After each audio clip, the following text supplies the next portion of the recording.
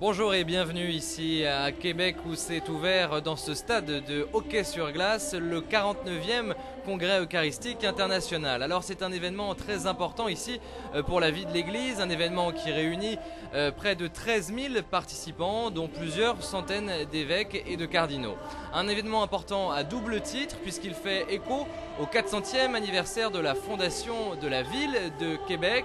Le cardinal Marc Ouellette rappelait dans son discours d'ouverture que Québec était le berceau de l'évangélisation en Amérique du Nord. En fait, c'est un Français en 1608, Samuel de Champlain, qui débarque sur les bords du fleuve Saint-Laurent avec un bateau baptisé Don de Dieu.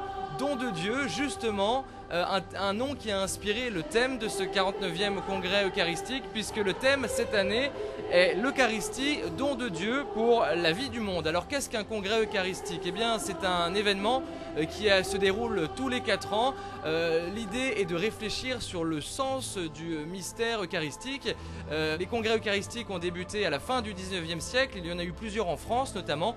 Le dernier en France qui s'est déroulé à Lourdes, c'était en 1981. Alors au programme cette semaine ici à Québec, toute une série de conférences et puis des catéchèses, des témoignages mais aussi des spectacles comme vous pouvez le voir et l'entendre derrière moi. C'est aussi un événement culturel qui se déroule ici pendant une semaine à Québec. Et puis parmi les grands temps forts de cette semaine, la procession eucharistique qui se déroulera jeudi soir dans les rues de la vieille ville de Québec. Et Québec est une très belle ville, la plus vieille d'Amérique du Nord. Et puis évidemment, deuxième grand temps fort, ça sera le plus grand temps fort de cette semaine, la messe de clôture.